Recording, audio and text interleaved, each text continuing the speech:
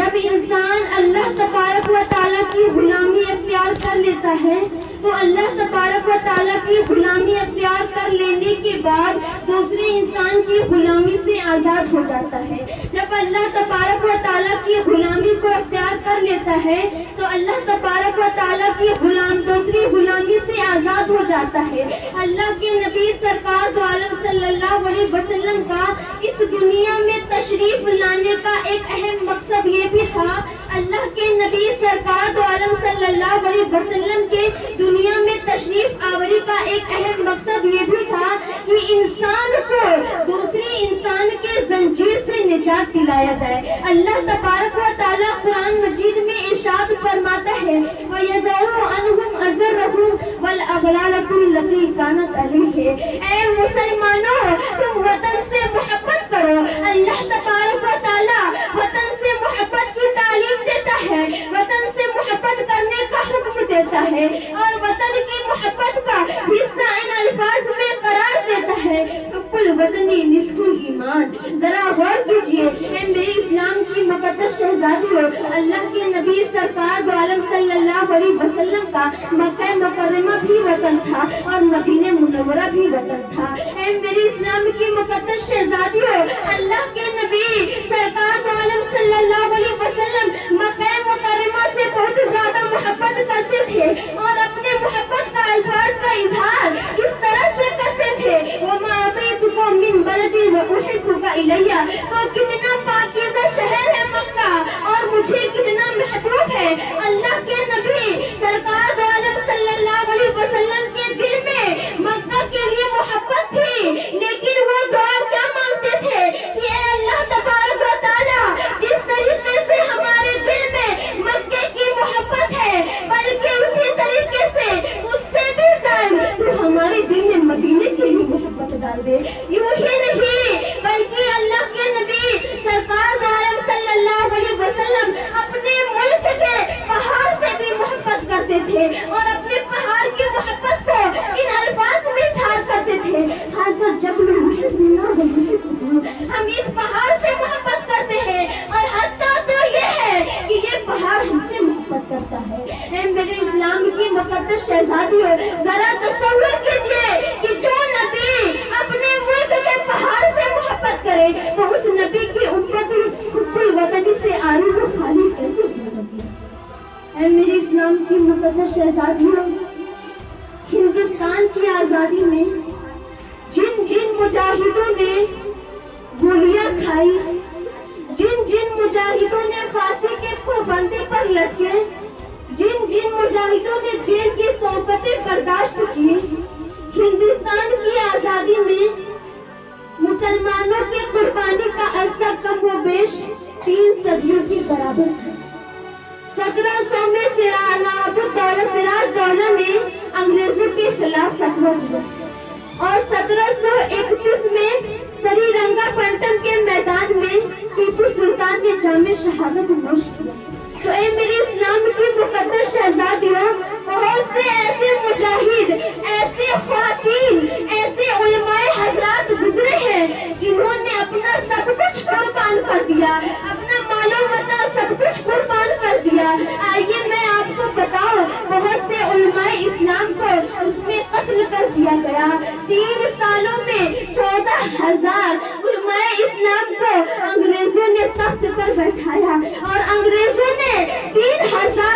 سالوں میں 14,000 علماء کو تخت پر بیٹھا کر کے ان کو ایک ایک کو قتل کرتے گئے۔ اے میرے اسلام کی مقدس شہزادیوں، ڈاکٹر ٹامس کیا لکھتے ہیں کہ دلی کے چاندنی چوک میں پشاور تک کوئی ایسا درخت نظر نہ آتی جس میں علماء اسلام کی گردن کٹی ہوئی نظر نہ ہو، کٹی ہوئی نہ دکھتی تھی۔ حتیٰ تو یہ ہے کہ علماء اسلام کو خنزیر کی تھالوں میں بند کر کے جلتی ہوئی تندور میں ڈالا جاتا تھا۔ ڈاکٹر ٹامس کیا لکھتے ہیں اپنے کتابوں میں کہ میں ایک مرتبہ دلی میں ایک مکان میں ٹھہرا ہوا تھا، میں اپنے خیمے میں ٹھہرا ہوا تھا، مجھے مردار جلنے کی بدبو محسوس ہوئی۔ جب میں باہر نکل کے دیکھا تو میرے خیمے کے پیچھے 40 علماء اسلام کو جلایا جا رہا تھا اور میرے ہی سامنے 40 علماء کو لایا گیا اور میرے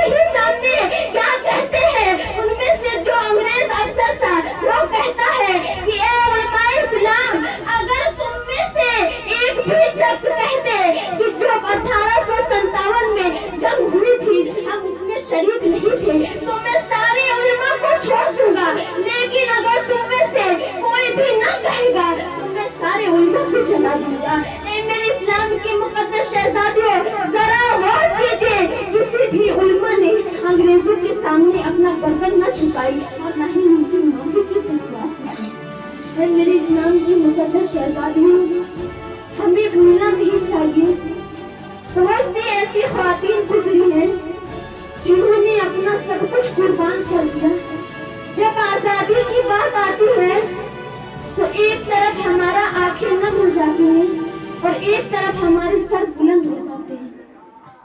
हर कदम कदम पर उन माँ और बहनों ने जिन्होंने अपने शौहर को, अपने सरताज को, अपने बेटे को हिंदुस्तान की आजादी के लिए कुर्बान होने के लिए भेजती रहती थी, वो माएँ जिन्होंने अपने बेटे को, अपने नूरे नजर को, अपने लहज़े जिगर को खूनो जिगर पिला करके जवानी के मंजिल पर ला करके खड़ा किया, जवानी के मंजिल पर ला करके बड़ा किया। लेकिन वो माएँ जब हिंदुस्तान की पारी आती तो वो अपने बच्चे को कुर्बान होने के लिए भेज देती। इधर हम हैदर अली और टीपू सुल्तान की बहादुरी का गुण गाते हैं। मेरे इस्लाम की मुकद्दस शहजादियों, आज हमने उनको भुला दिया, बल्कि हमें उनका एहसान मत होना चाहिए। आज हमारी कल की माएँ ऐसी थी, उन माओ और बीवियों में जिन्होंने अपने सपूत बेटे को, अपने शौहर को, अपने सरताज को कुर्बान होने के लिए भेजी थी। उन्होंने अपने मांग के सिंदूर को, अपने मांग के बिंदु को उन्होंने बर्दाश्त कर लिया, लेकिन उन्होंने ये बर्दाश्त न किया कि हिंदुस्तान को, इस सोने जैसे चिड़िया के हिंदुस्तान को उजाड़ना पसंद नहीं किया। मेरे इस्लाम की मुकद्दस शहजादियों, इधर हम अल्लामा फजल हक खैर आबादी की फतवा नवीशी को याद करते हैं, इधर हम अल्लामा फजल हक खैर आबादी की खुतबारी को पढ़ते हैं, उनके लिखे हुए अल्फाज को पढ़ते हैं। वो अल्लामा फजल हक खैर आबादी जिन्होंने जालिमों की आंख में आंख मिला करके बहादुरी का गुण गाते रहे। आज हमें उन अल्लामा फजल हक खैर आबादी की दीन को, उनकी कदर और अजमत को याद करना चाहिए, आज हमें नहीं भूलना चाहिए। वही मोहतरमा हजरत महले बेगम जिन्होंने अंग्रेजों के खिलाफ फौज उतार दी, वही महले बेगम जिन्होंने अंग्रेजों के दांत खट्टे कर दिए, वही महले बेगम जिन्होंने अंग्रेजों को शिकस्त दे दी। तो अंग्रेजों ने जान लिया कि ये लड़की कोई ऐसी वैसी लड़की नहीं, इस लड़की की निस्बत किसी आलू बैरू से नहीं, बल्कि इस लड़की का निस्बत तो कनीज़े फातिमा से लग रहा है, इस लड़की का निस्बत तो ज़ुहरा से लग रहा है, इस लड़की का निस्बत तो ज़ैनब सलामुल्लाह से लग रहा है। उन्होंने फौजों को शिकस्त दे दी।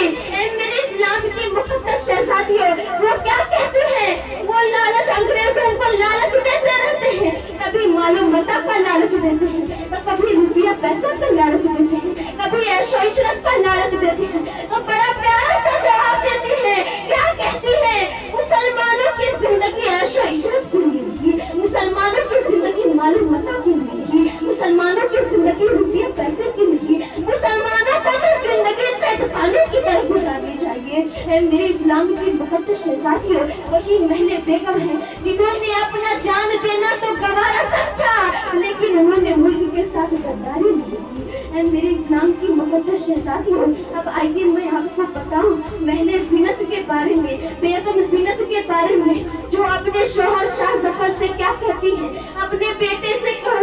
जंग में लड़ने की हौसला अफजाई करती है और कहती है, हम मुसलमानों के लिए ऐशो इशरत नहीं चाहिए, हम मुसलमानों के लिए तख्तो ताज नहीं चाहिए, हम मुसलमानों के लिए मालो मता नहीं चाहिए, बल्कि हमें हिंदुस्तान की आज़ादी चाहिए। मेरी इस्लाम की मुकद्दस शहजादियों, बहुत से ऐसे हमारे हिंदू भाई बहन जो ख्वातीन जिन्होंने अपना सब कुछ कुर्बान कर दिया, जिन्होंने अपना तन मन धन सब कुछ अपना कुर्बान कर दिया, अपने मालो दौलत आलो औलाद, अपने शौहर को, अपने सरताज को, सब कुछ उन्होंने जंग के लिए, हिंदुस्तान की आजादी के लिए अपना सब कुछ कुर्बान कर दिया। आज हम उन मुजाहिदीनों को याद करते हैं और उनमें से कुछ मुजाहिदीन जो अल्लामा फजल हक खैर आबादी है, शाह वलीउल्लाह मुहद्दिस दहलवी है, शाह मुहद्दिस हक दहलवी है और किफायत अल्लाह काफूरी भी है और शाह जफर भी है, उनके बेटे फिरोज जफर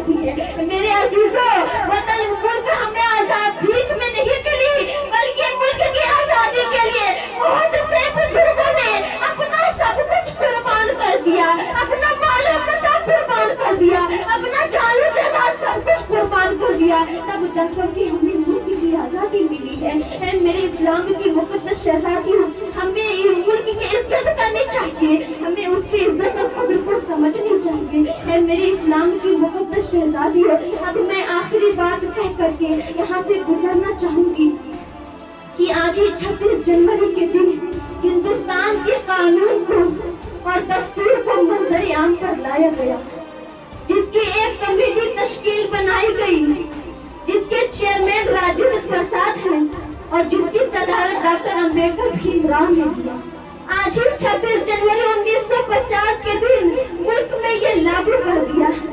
आज पूरे हिंदुस्तान में एक कानून बना हुआ है। पूरे देशवासियों को देख करके प्यारों मोहब्बत के साथ वो अपना ऐसे बनाते हैं कानून कि जिन्हें देख करके किसी मजहब वाले से तकलीफ ना हो। गोया कि ऐसा बना हुआ था जिस तरीके से गंगा जमुना बना हुआ था। लेकिन है मेरे इस्लाम की मुक़द्दस शहज़ादियों, आज हमें अफसोस के साथ कहना पड़ रहा है, कुछ लोग ऐसे हैं जो मुल्क के कुछ मजहब वाले को जिंदगी को भर कर दिए, कुछ सब चीज में रोक दो, खाने में कि क्या चीज खाए और क्या चीज न खाए, पहनने में कि कौन सा कपड़ा पहने और कहाँ तक पहने और किस कलर का कपड़ा पहने और किस कलर के कपड़े से दूर रहे, और अज़वाजी जिंदगी गुजारने में मेरे इस्लाम की मुक़द्दस शहज़ादियों बहुत सी ऐसी चीज में उन्होंने रोक टोक लगा दिया, कभी एजुकेशन पे तो कभी सरकारी नौकरी में। मेरे इस्लाम की मुक़द्दस शहज़ादियों, हक़ तो ये है कि किसकी परस्तिश करे और किसकी परस्तिश न करे। मेरे इस्लाम की मुक़द्दस शहज़ादियों, आज छोटी सी इस महफिल 26 जनवरी की इस महफिल में बैठे मजहब मैं सारे लोग से यही रिक्वेस्ट करूंगी कि हिंदू मुस्लिम सिख ईसाई आपस में है सब भाई भाई। हम अपने मुल्क को इस तरह से देखना चाहते हैं जिस तरह से सारे जहां से अच्छा हिंदुस्तान हमारा, हम भूल भूले हैं इसके लिए हिंदुस्तान हमारा। मेरे इस्लाम की मुक़द्दस शहज़ादियों, हर